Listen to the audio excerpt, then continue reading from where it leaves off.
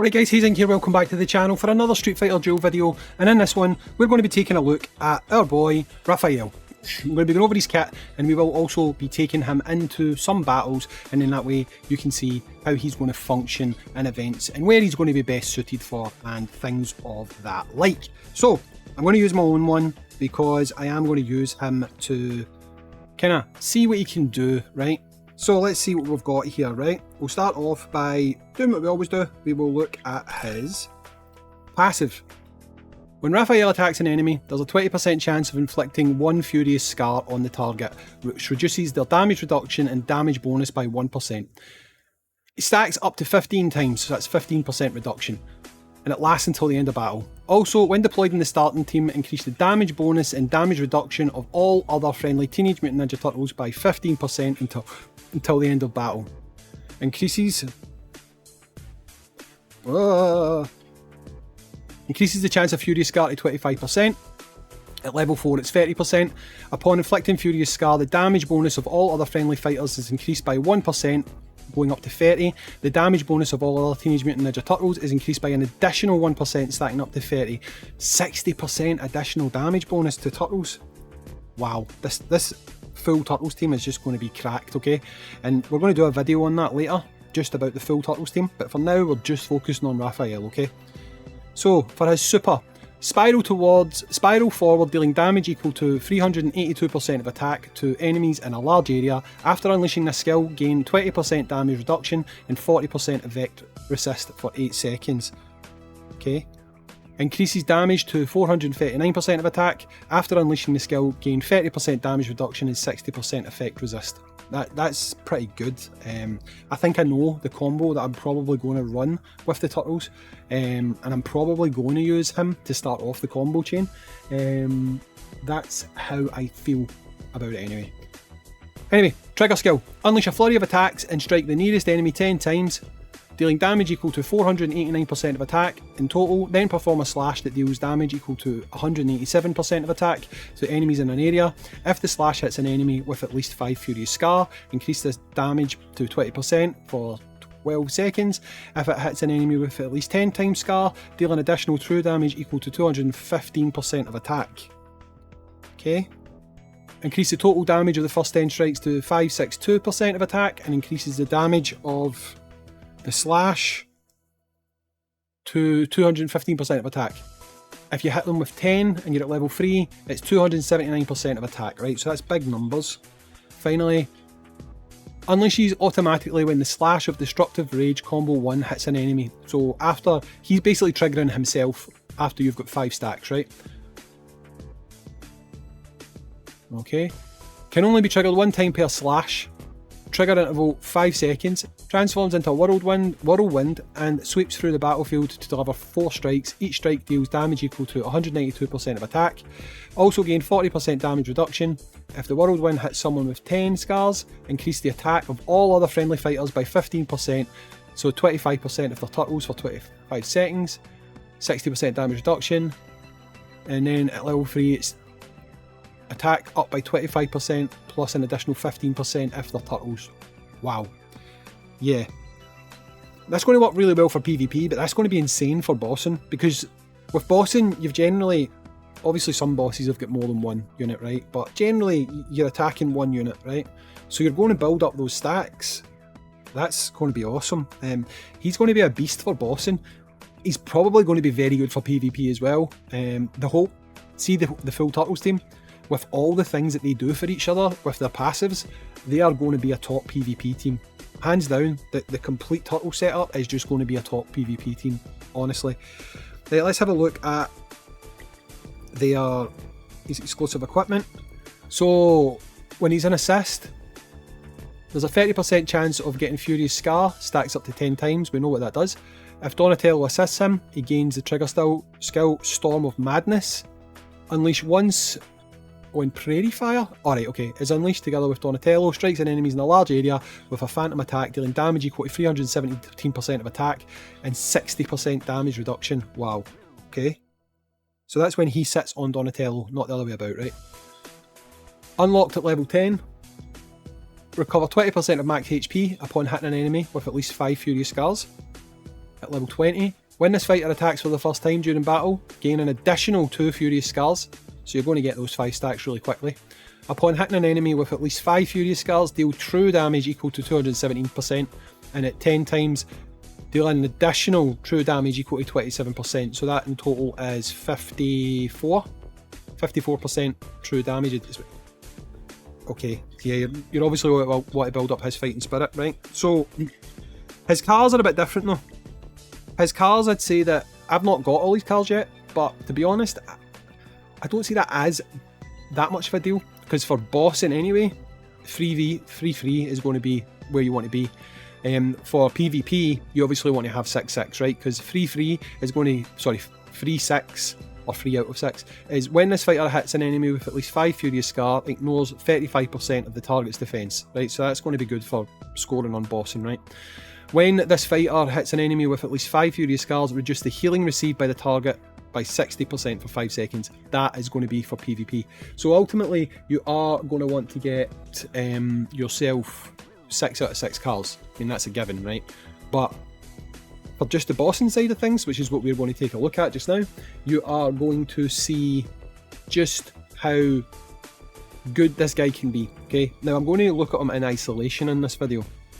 So I'm not going to be running him alongside any other turtles. We're just going to be running him on his own to see how he performs in PvP, okay? Now, I do believe that later when I do a full video showing all the turtles together, then we're going to see some insane numbers. But now we're just going to look at him on a standardised team, okay? Where I think he could do quite a lot of damage. And honestly, who I'm going to partner him with against a boss, we might see some crazy numbers, we might not. We're going to find out in just a second, okay? Okay, so I've got no idea how this is going to go because I've not even tested this boss yet. I don't know their attack patterns, I don't know the timing, I don't know anything yet. I'm doing this pretty raw, okay? You can see what I've went for here is I'm going to be using Vega, right? Because I'm basically just going to be using Raphael to start the combo and supplement the attacks, right? I've put Baddest Jury on him because Baddest Jury does buff trigger units quite a bit, and obviously he is a trigger unit. So we'll see what kind of numbers he can get here in isolation. Now remember, this is not me fighting a boss this is not me using a full Turtles team, okay? I can optimise this team a lot more when I'm using Turtles, but I don't want to inflate his numbers too much, so we're just going to look at him on his own in this team, okay? Now I know this is quite a whaley team, it's not the point. We want to see his damage, okay? So let's go. It's going to make me put some random ass characters just so that I can continue. That's fine. That's fine. We're just going to do this one single team, okay? And we're going to do it manually. Obviously this is not the ideal setup because it is multiples. But it might not matter, right? It might not matter. So I've got no idea of what timing I'm supposed to go for here, so I'm thinking maybe I'll just go round about the 52 mark. Seems fair enough. We'll go here, right? So let's go, let's do this. I've kind of messed up that combo slightly. I'm probably going to change that combo in this next rotation to make it slightly different. See what kind of numbers we're putting up here. Doing that. Now, obviously I cannot see what's happening right now. I am just going to wait till the end. I'm going to skip these battles. We'll go to the end and we'll just see what kind of damage numbers that he did. Again, now, we don't have much done on the workbench and stuff like that, so I really don't know what the benchmark is just now. I don't know what we should be pulling in for scores, right? I just don't know yet, right? So 737240 stats, that obviously pretty much all came from team number 1. Right, well, all the damage there came from Visconde Vega. Like, a hell of a lot of damage there came from Visconde Vega. I thought we might have seen a bit more damage coming from Raphael, but I don't know if that's because he was not hitting the boss, right? I would need to look back at the replay to actually see if he was hitting the boss during that fight or not, but we'll try it again. I'll take different timing, we'll see if it makes a difference. But let's go back here. I wish my half of fire was open, because then it's a single boss and we could actually get a look of him hitting the one person all the time. So I'll change the timing a little bit this time, because I have a feeling he's probably going to be hitting one of these 3 back units, which would be eating up a lot of his damage, right? So when we... Right, so I'm going to do it probably about now, right? We'll see if that, timing-wise, is better. Again, I've got no idea. Because of where he's positioned, it doesn't look like he's hitting the boss as much as I would want him to.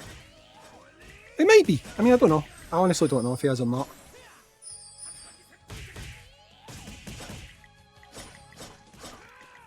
If I was looking back at the video and editing, maybe I'll be able to see how many hits were getting the boss versus how many were getting the little fodder characters that are kicking about there. Yeah, the fact is he's not triggering his C3, so that means he's not got 5 stacks on the one person, I think. So the fact that that's not happening tells me that he's probably not hitting the boss as much. Okay. I do think we scored more points there. Right, again, it's not the best way to see because you've not got that single boss unit. So now we've made it to the results screen.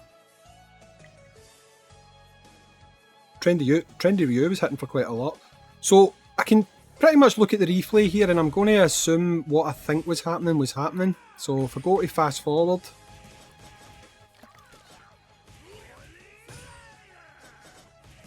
once I fast forward through,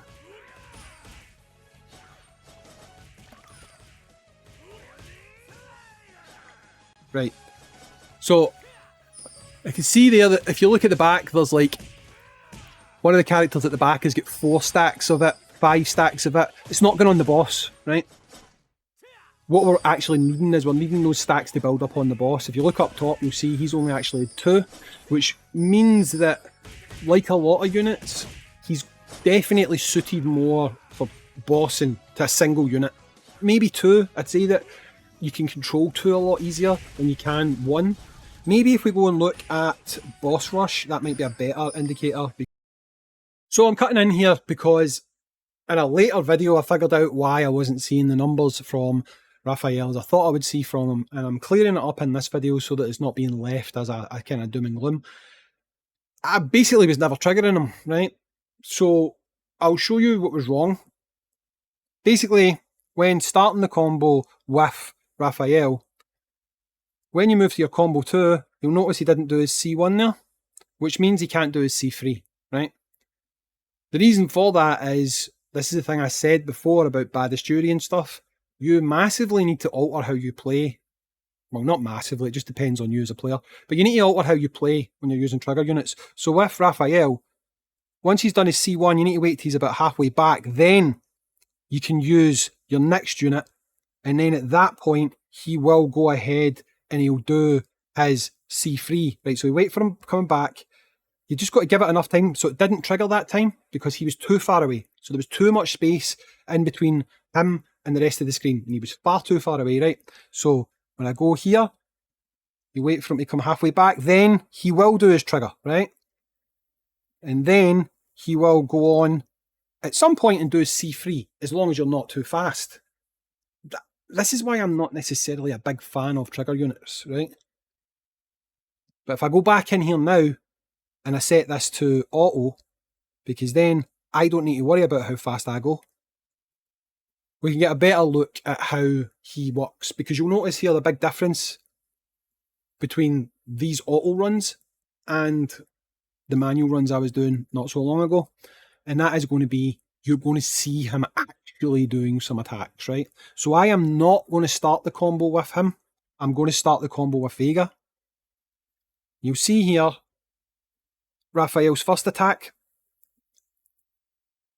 and Raphael does go ahead and do his other attack, right? You'll notice it again, this next one, Raphael's doing his attacks. That is working as intended, right? But when I did it originally, because I was doing it manually, I wasn't triggering his attacks, because you have to allow enough space for him to kind of get back to the point where he can actually do his trigger. It's one of these little things about why I don't like trigger units that much, to be honest. But for that reason, I'll probably never use him to start the combo. But that's just me. Anyway, I wanted to add this bit in just to clear stuff up a little bit.